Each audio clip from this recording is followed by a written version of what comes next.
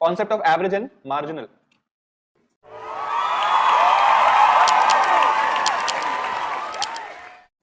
ये एवरेज और मार्जिनल क्या चीज होती है इसको एक बार समझ लेते हैं। एक मान लो marks of mister A.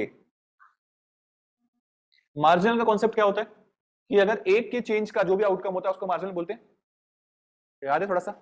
Marginal में क्या होता है कि अगर मैं एक स्टेप चला, एक स्टेप में मैंने जितना डिस्टेंस कवर किया उसको बोलते हैं मार्जिनल डिस्टेंस, यही होता है मार्जिनल। अच्छा, और एवरेज क्या होता है?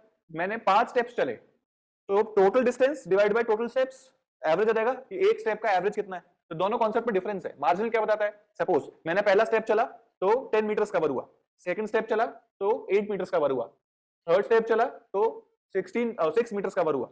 ठीक, तो मार्जिनल क्या है? फर्स्ट स्टेप पर मार्जिनल कितना है? 10, सब यही है। सेकंड स्टेप पर मार्जिनल कितना है? 8, थर्ड स्टेप पर मार्जिनल कितना है? 6। एक स्टेप का जो डिस्टेंस है दैट इज मार्जिनल। अगर मार्क्स ऑब्टेन्ड और total marks, exam 1 5 subjects, exam 2 again 5 subjects, exam 3 again 5 subjects, आप एवरेज कैसे निकालोगे? एग्जाम 1 का एवरेज मार्क्स कितने निकालोगे? हर एक मार्क ऑब्टेन पर एवरेज मार्क्स कितने आए बताओ?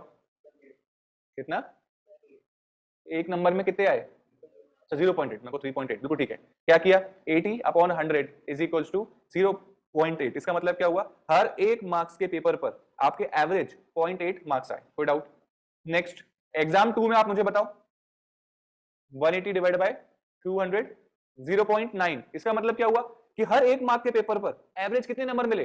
0.9। हर एक मार्क पे 0.9 दे दिया हमने इसको, दिस इज एवरेज। ओके, इसका बताओ 400 divide by 500 is equals to 0.8। इसका मतलब क्या हुआ? अगेन सर टेस्ट जो आपका एग्जाम 3 था उसमें हर एक मार्क के पेपर पर आपको एवरेज 0.8 मार्क्स मिले। Making sense? क्लियर है? ठीक है, अब इस पोर्शन को लिख लो। मार्जिनल और एवरेज हम कैसे कैलकुलेट करते हैं ये अब आपको क्लियर है, आगे देखेंगे फिर हम।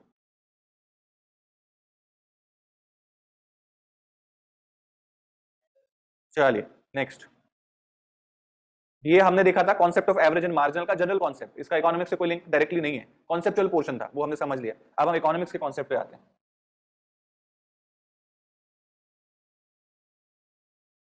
चलिए इधर देखिए, हमने क्या चीज ऑब्जर्व करी थी?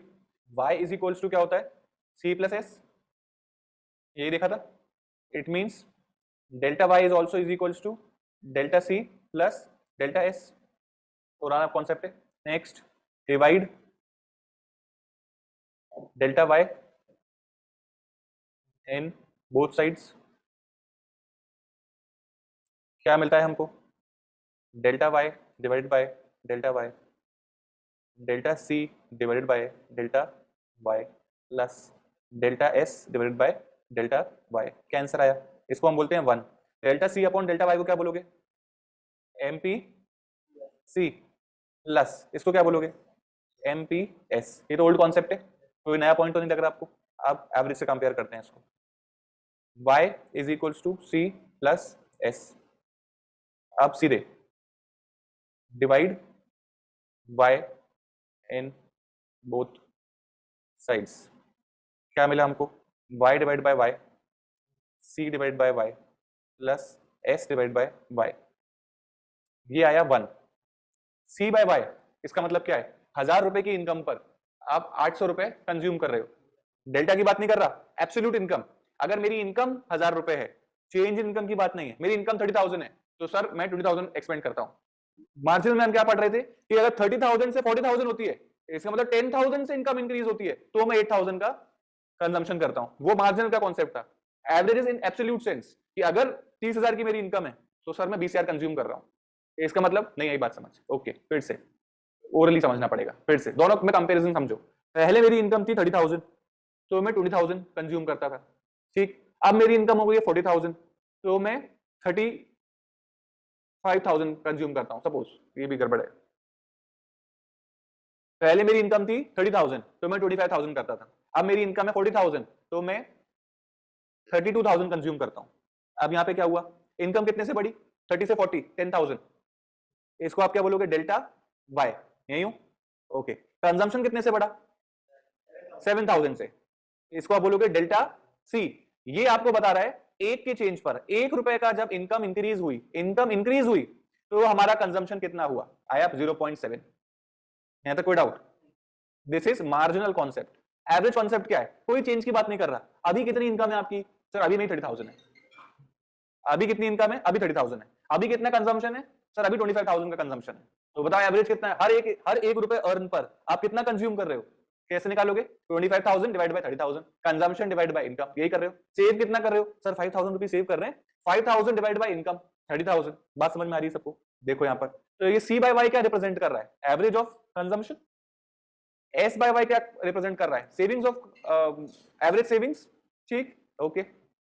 जब इसको हम बोल रहे हैं MPC, marginal propensity to consume, तो क्या हम इसको एपीसी बोल सकते हैं?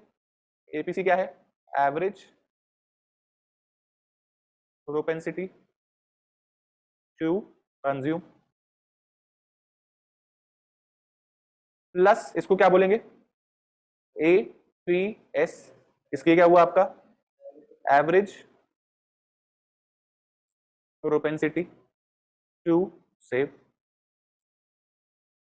बोले आता कोई doubt? Mansi, Kushagran, Kavya? Sir average वाले में डाउट है, मार्जिनल टू। एवरेज वाले में डाउट है? Yes sir. एवरेज वाला बहुत सिंपल है कि अगर आपकी इनकम 30,000 है, ठीक, और आप उसमें से 25,000 का एक्सपेंडिचर करते हो, तो हर एक रुपए अर्न पर आप कितना एक्सपेंडिचर करते हो? एवरेज बताओ, एवरेज बताओ कितना करते हो? 25,000 डिवाइड बाय 30,000, तो हर एक रुपए पे आप कितना एक्चुअल में खर्चा करते हो ये आपको मालूम पड़ गया। एवरेज एक्सपेंडिचर पर रुपी। सेम सेविंग्स 30,000 थी तो सर 5,000 हम सेव कर रहे थे, तो एवरेज सेविंग सर हर एक रुपए पे मैं इतना सेव करता हूं। कैसे निकालोगे? 5,000 डिवाइड बाय 30,000, एक रुपए की सेविंग आ जाएगी। Making sense? यस। मार्जिनल में हम क्या कर रहे हैं? हम चेंज की बात कर रहे हैं। जब इनकम बढ़ेगी तो कंजम्पशन कितना बढ़ेगा इसकी बात कर रहे हैं। अभी आगे और क्लियर हो जाएगा।